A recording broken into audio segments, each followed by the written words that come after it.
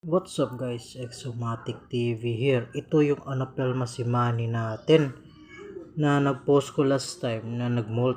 Pero mga ilang days na ba yun? Siguro mga 3 days nga ngayon.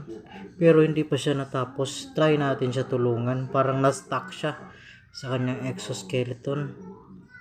Ano lang natin to? Akala ko namatay na. Ngayon ako naka-experience ng ganito na matagal yung pagmumolt ng isang tarantula. Yun, kita nyo ba yung fangs? Grabe.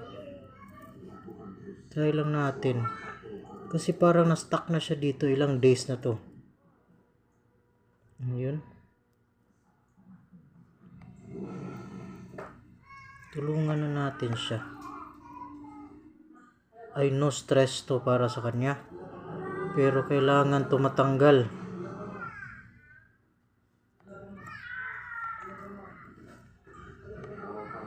Ano lang natin to?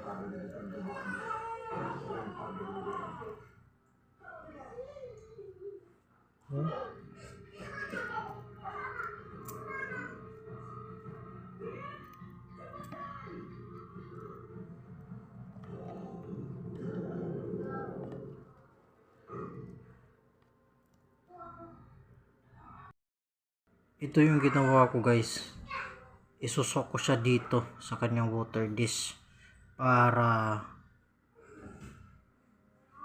lumambot yung exoskeleton niya.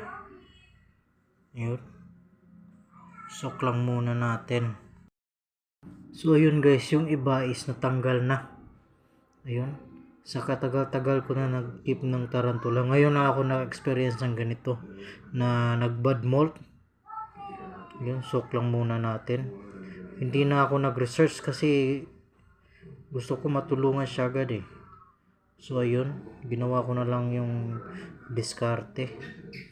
Hindi ko alam kung tama ba to or mali. Huwag nyo ko i-bash guys. Kasi gusto ko lang siya matulungan na matanggal yung kasi ilang days na siya dito, na stuck siya. Baka ikamatay pa niya. Ayun. So guys, tinanggal ko yung mga exoskeletal niya dito.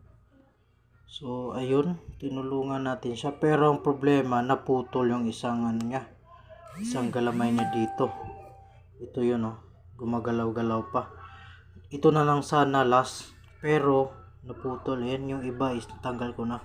Pero after next na magsished to, mano din to tutubuan din ito ng galamay.